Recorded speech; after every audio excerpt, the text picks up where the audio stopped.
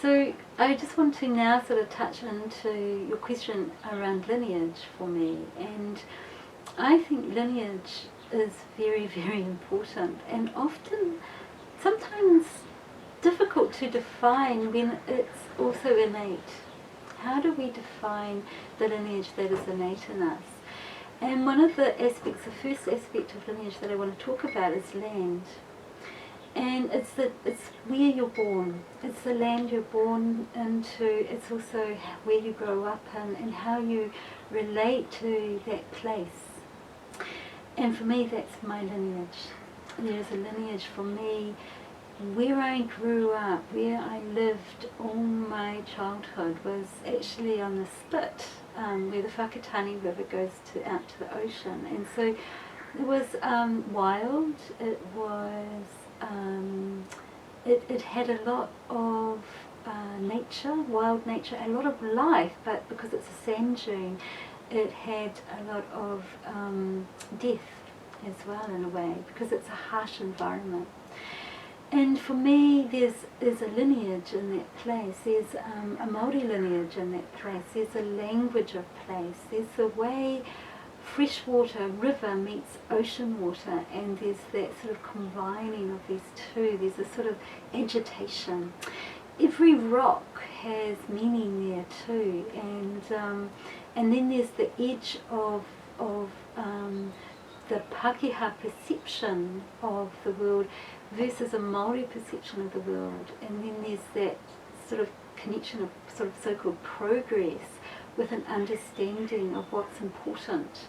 And one of those things, you know, I grew up with that edge all my life, and sort of the edge of understanding what is science really, and how it can be narrowed to suit a progressive approach, when in fact science is about huge exploration and observation. So I grew up with that, and to me that's a very fundamental, profound lineage. And I also did I spent a lot of time in my childhood in Urewera and Mangapohatu. And for me, I feel that's inside of me, even though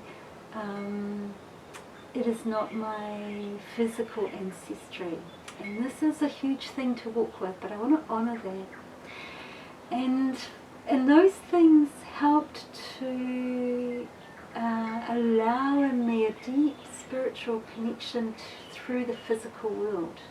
And to understand that the physical world is more than it appears, that there's a lot of energy behind it. And because of that through the physical world you can actually enter into a lot of worlds. You can enter into a very magical place. And so I have this ability of that connection, and for me that's the fundamental lineage.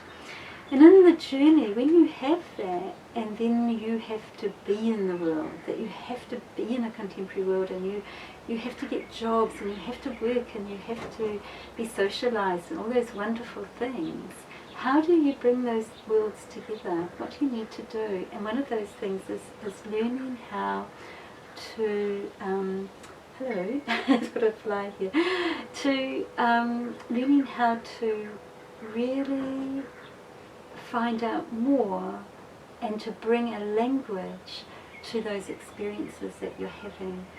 And so that journey has been a journey of going to various teachers, and all those people are important in bringing this work forward today. And I think there's key aspects there. I'd like to honour Subodh here, because very early on, at the age of about 22, I met some very unusual people and found out that they belonged to an organisation called Subodh, where it was a practice of connection to Great Spirit or to God, where they allowed themselves to practice and exercise, where they could be moved, or that they sang, or that they related through an expression of the Great Spirit. And through that I was able to ground myself, because really good spiritual practice is not something that takes you away from the body, it brings you into the world. And I appreciate that practice that was brought forward through that organisation. And it was a non-religious organisation. It encouraged you to look at religion and to look at the ethics and the approach that religion might give you, but it was also non-religious, the practice, and I appreciated that as well. And I think then I would like to name the lineage of the Western alchemical journey, and I think bark is really part of that. And in New Zealand I met Mary Garbeley, who created the new perception essences, and her approach to understanding vibration medicine.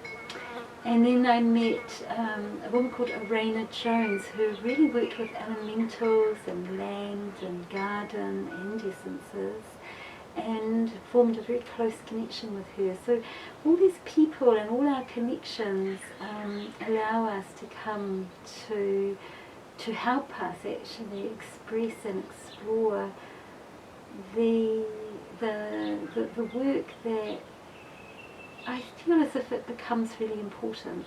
I feel like when I stand here now and think about who I am and the development of these Lasavia healing essences, I see that they arrive through many things, and that's really what Lineage is about. It's about, you know, my ancestors, it's where I grew up, it's where you grew up, it's where how we relate, it's the weave of that. And in that journey of my own lineage, and it's never really linear because it's actually a whole, there's also the work that I did around shamanic practice, which I thought was very interesting, and of course it was also where that lineage came through, was also through the Gestalt therapy and through sort of the psychological exploration of mind and body and as well. And so of course, so in that learning, there was a man called Gene Elderton who came to the island from London, and he brought with him the sort of classical shamanic practice, and through that I was able to really observe the group work. And yeah, so there's a little piece of some lineage. Yeah.